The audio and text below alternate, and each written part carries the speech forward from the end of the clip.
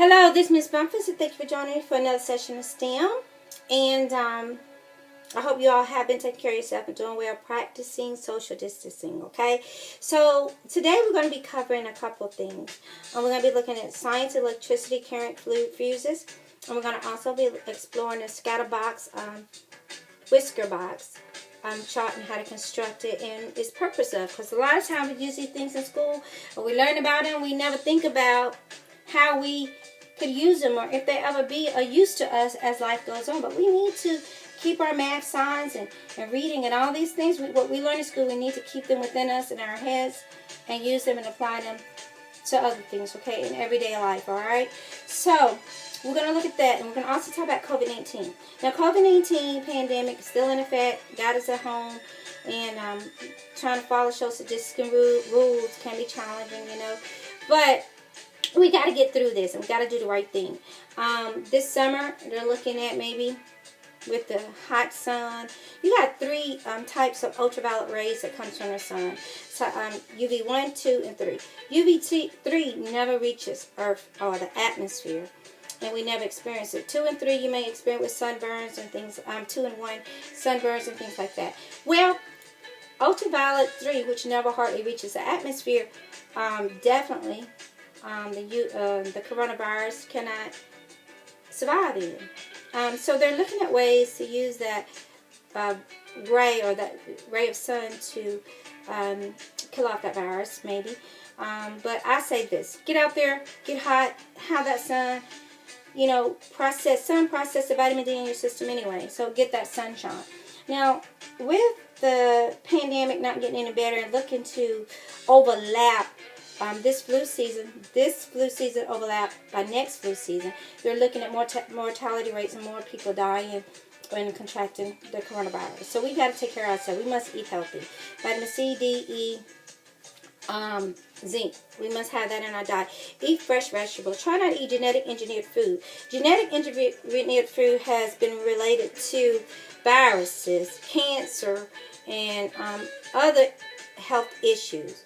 And a lot of these foods has been genetic engineered food have not been FDA approved. So you need to do your research, you know. If you can grow vegetables, fresh vegetables, then do it. All right. When I studied genetic engineering, how that works is that you may get a DNA strand and transfer it into a soybean plant. A soybean plant we could use in meats, all kinds of foods that we eat, milk, all kinds of things we can make from soybean. When that soybean is mass produced by this DNA strand that turns on this extra growth hormone in this plant, and it grows massively to support our people in foods, you know, support the economy with food, then what you get is that DNA strand not being turned off when it's consumed by an animal or by you, or you if you consume that animal or drinks its milk if it's a cow. And it transfers from each host like that.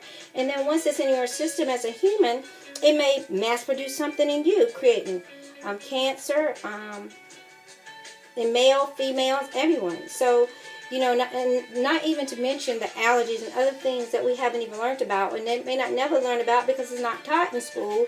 You have to do your research and learn it in college. It may be mentioned by some professors, but it's not in our total curriculum of study, all right? So keep that in mind, all right? Eat healthy, fresh vegetables. Now let's take a look at medium. Here we have medium that we use to make a whisker box chart. What a whisker box chart do is show you percentage of certain ages or certain things in certain groups and the highs and lows of it. So you have you have a group of numbers or ages or whatever. It could be height of trees or whatever that study has been done on. Here I use the ages of children in a park, which range from 2 to 13. So I said range. Range is those numbers that you're working in between. So I got 2 to 13 listed on this line graph. And I started with 0 here to demonstrate the whisker box to help you understand the statistics of it, okay? So we have all our numbers. We add them up, divide them by how many numbers, which is here, and we get our median, all right? It's like getting the average of school, your grades. I plotted that 8, which is in between our median between 2 and 13 here, is that red dot. Then I took all the numbers before 8, so that's from 2 to 8, which was 2, 4, 7, and 9. 2, 4, and 7. Added those three numbers up, divided by 3, and then we was able to get another median, which is 4. I did the same thing with the last set of numbers, which was from 8 to 13. Right? When I did that and added all those numbers, which was a total of 4, I divided that average, or that total, up by 4 and we got 11. So that's the median of the numbers between 9 and 13, 11. So I drew a line up here, as you can see, which demonstrates each median of each 4 quadrants. It's like 4 quarters, okay? So in quadrant 1, we have 2 to 4. And it shows, you can kind of look at the percentage, which is about, I would say, not quite a fourth percent is 2 to 4. If we look from 4 to 8, we have a bigger percentage of children ages 2 to 8 in that part, okay? And then kind of equal amount from 8 to 11, all right? And then in our 4th quadrant, we have the ones that were 13, all right? So here you would see the tails of our whisker box, and then we have our main middle quadrants, which is 2 and 3, all right? So that's how a whisker box would demonstrate our data and help us get an analysis of what we're working with in different ages or whatever we're looking for, okay? So that's what a whisker box does, okay? Now, let's talk about science, voltage and current and resistance, okay? We know that formula for ohmar is, and that's the little symbol, is voltage is divided by either your current or your resistance to get whatever one you're looking for. All right. The current, the voltage is like a battery high voltage. It's the force, or the force of current, or the strength of the currents that is released into a object. In my case today, we're going to be looking at appliances. My dryer. I apologize. And then we have our current. How much current is how many electrons or whatever is flowing through the wire or to that appliance. Okay, and then we have the resistor. Resistance is that median. Our resistance is either going to be high resistance or low. High is how hard it is for electrical current to travel through it, and then we have our low resistance, which is easier for current to go through. All right, so let's take a look at a fuse, which I have 2 types of fuses. All right, that's going to be going in my dryer. It's this one. All right, this is the temperature fuse, and this is a fuse for our dryer outlet, okay? And you can see they're different. All right, fuses come in many different shapes and sizes. Cars have fuses. Anything that runs through it or have electrical charges or volts. Our car have a battery. Most things have batteries, or some kind of electrical outlet that flows or shoots current through it. So here is a fuse, okay? A typical fuse. What we get here is our power source.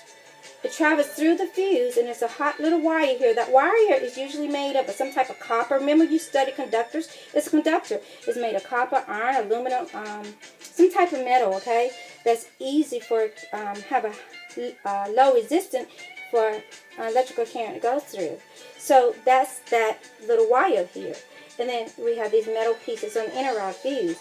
As the current flows through it, if it gets too hot or too fast, it may burn this little piece here. Like break it like that, burn it, and breaks. Once that do that, all that current is shut off. And the reason it shut it off is because it stops that electrical current from going or continuing to go to that appliance.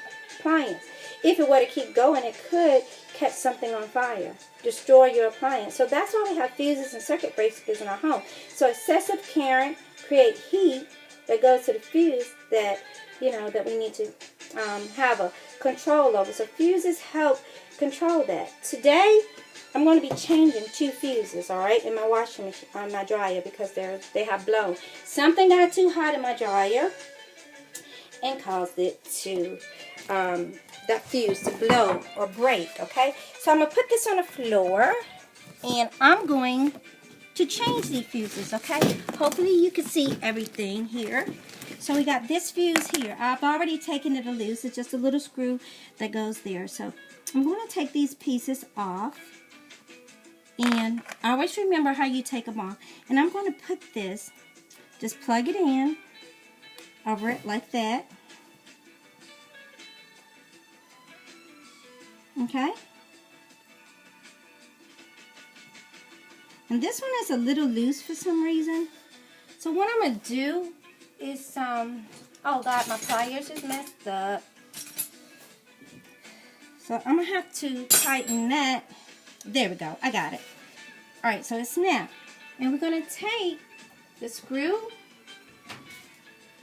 here. And we're going to just plug it back on here, right? Just a little lint in there. But it just snaps back up in here like this. And we screw it back on there. Very easy fit. When these go out, your dryer will not turn on or get hot, okay? So we got to make sure that we keep those fuses changed. Or, you know, kind of know how to know what an issue is, diagnose our problems, and know what could possibly cause a problem. Now this piece here is also a fuse. I'm assuming this piece is good. I don't see any kind of burns or anything like that. So I'm going to tilt this a little bit so you can see me change this fuse. This is it right here. This is the new fuse. I'm going to put this in here. Ooh, can't see. It's a little hole and it goes like this. And then we just plug this in.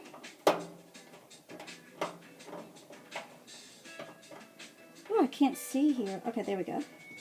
And plug that in. So that's how that goes. It's just that simple to change those fuses. Now, there's a screw that holds this in place as well.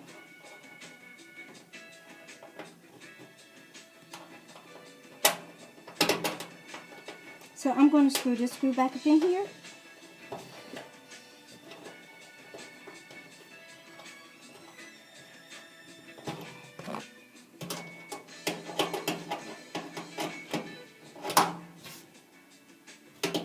And it's a little difficult for this one, but that's how that works, okay? Let's see here. Get this on here. Make sure it's, there we go.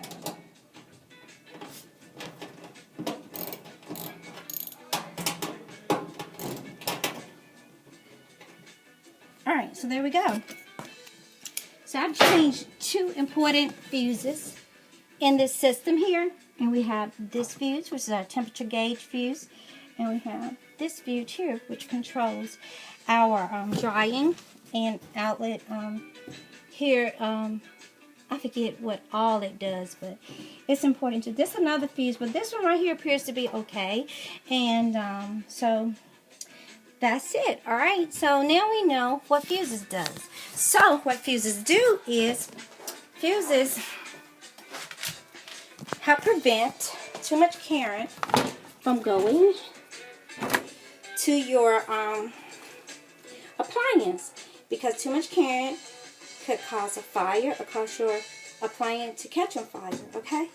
So that's what fuses do. So you can find all types of fuses and everything, all right?